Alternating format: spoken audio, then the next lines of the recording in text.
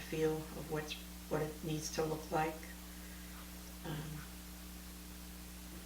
Sometimes I'll do it 3 times, 4 times, it just depends. And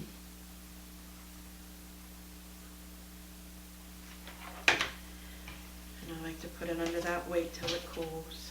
This is our last one. Hopefully I have enough to finish this. I've actually done this video 3 times. It's a little harder than I thought. I don't want to make it too long so that people lose interest in it. I know it's okay to make a longer one, but I prefer to just have it short and simple for you. So this is my 3rd try. Okay. So I'm already preloaded.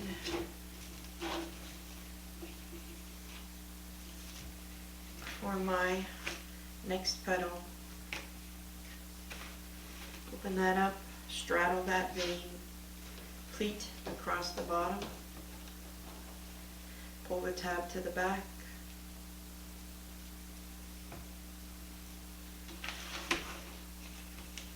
and lay it in there and zip tie it down.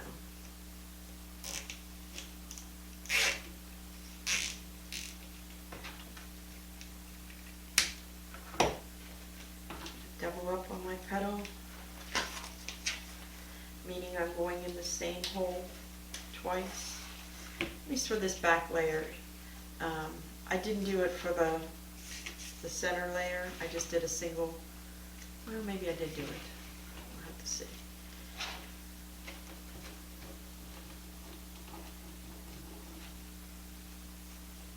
And again, it's a personal choice. If you think it looks full enough with 1 row, just put 1 row on. I don't think I'd do more than 2, but that's me. Skip a hole, go to the next 2 holes.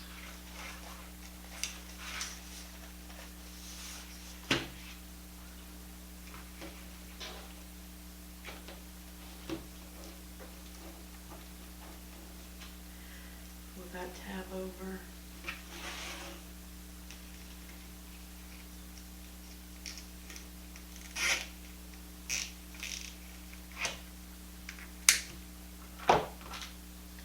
Double up.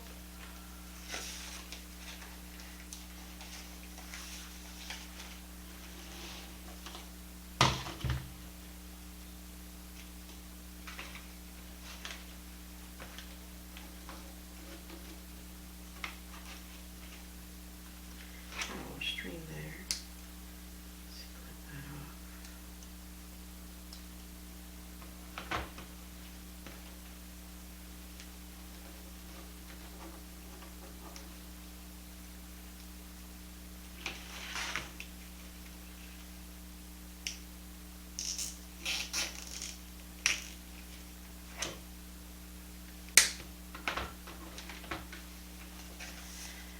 Skip a hole, and this is our last one.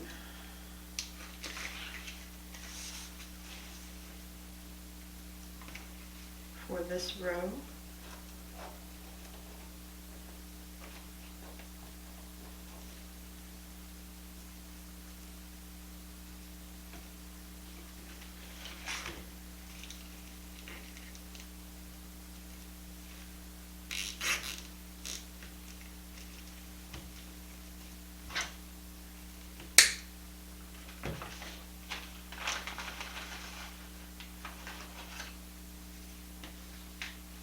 Alright, for this middle row, again, it's a personal choice. I can either go right below this petal and put my zip tie and line it up, or I can go between the 2. It's a personal choice, so you choose what you like. I'm going to pleat that bottom. Fold that tab, zip tied in there.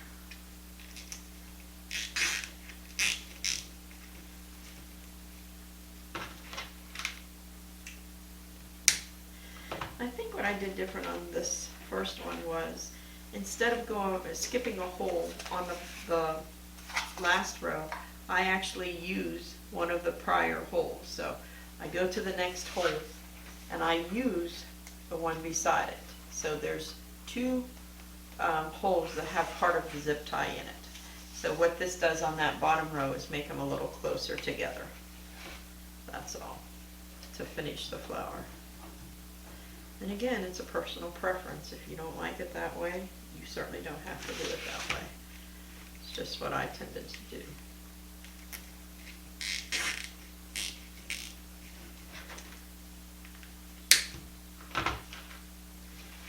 So choose the very next hole, go back to the hole we just came out of.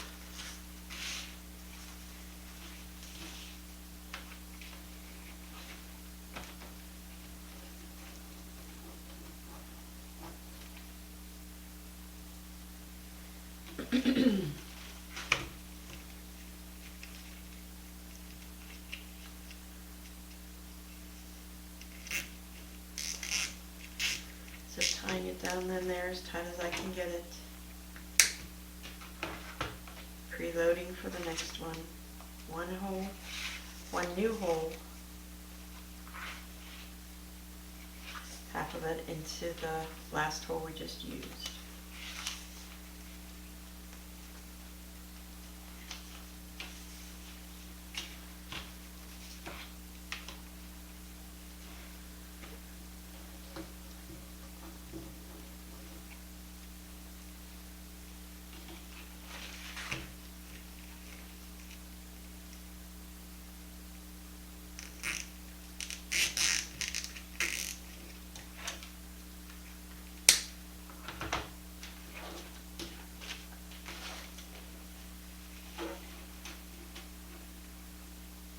Get rid of some of my ends.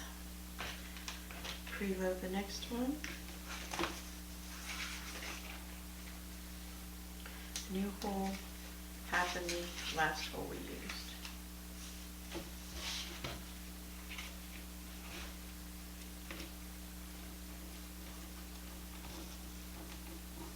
Fold that tab over.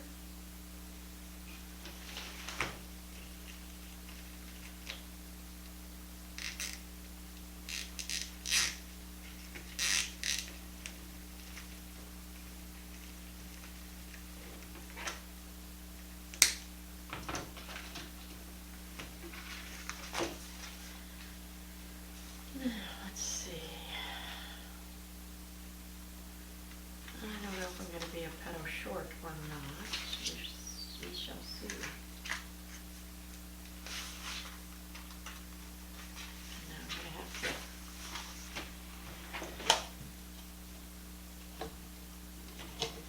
sneak some off of my starter flower for you.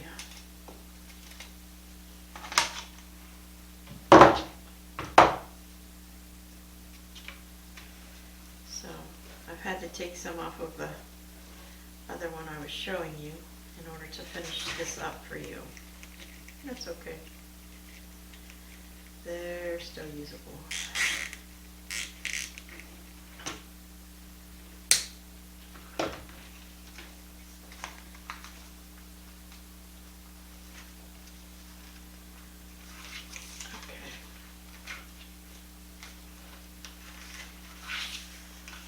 So there's my last petal.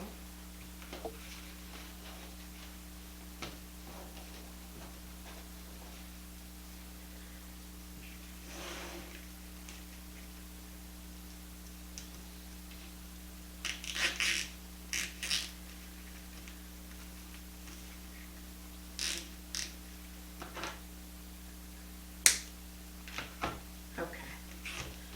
So we've got all of those in.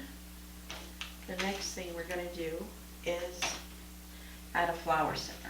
Now, this is one of the centers that I created. It's actually complete so that you can attach it. Pipe cleaners here. If you wanted to add an extra dab of glue to hold it in there, you certainly could, but you don't need to. I think they're pretty awesome. They're lightweight, and get a couple here. I can make them in any design, any color, any size that I like. I'm in control. I don't have to just take what's out there. So these ones I believe are about 5 inches. This is a 7-inch one, I think. So yeah, I'm going to teach you how to start making your own flower centers. It's really awesome. Okay, so all I'm going to do on our wreath is look for a set of holes, and I'm using prior holes that the petals are in, and I'm going to take that pipe cleaner and put it down through a hole, and then I'm going to go directly across and put it down the opposite side. And what that allows me to do is pull it to the back as tightly as I can, and then I'm just going to cross that over, and usually I'll put a dab of glue and cut off those edges. Now I'm not going to secure this one here because I don't know, I haven't made up my mind. I think it's a little big, maybe not, maybe it's okay, but you get the gist of it. So you're going to add your center. If you have a store-bought center, sure, you can add it, or you know how to make other ones, absolutely, go ahead. I just happen to prefer my own. I think they're prettier and they're a heck of a lot cheaper. Man, once you see how these are made, you're just going to never go back to buying them again. You're going to make your own. I can guarantee it. Alright, so we have our center in.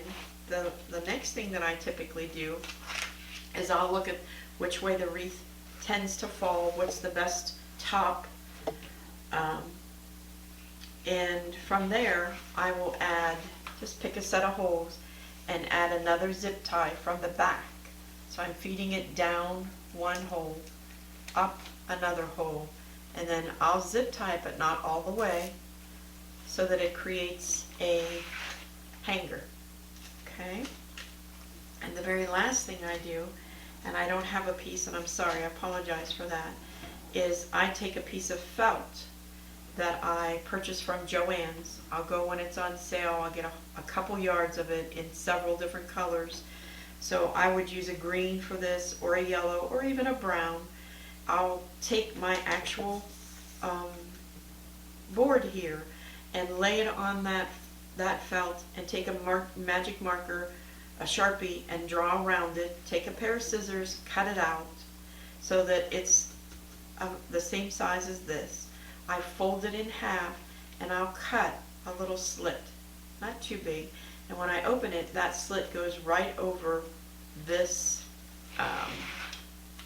holder, and then I just will glue it down all the way around my back, and then that protects the door. So there you have it, guys. There is your sculpted leaves, your sculpted petals, something different, something new, something unique, which we're all trying to do, is come up with something that is new and different from everybody else's. I hope you enjoyed the video, and you'll come back and learn how to make your center. That's going to be my very next video. Coming up, maybe by the end of the week. We'll see. Thank you.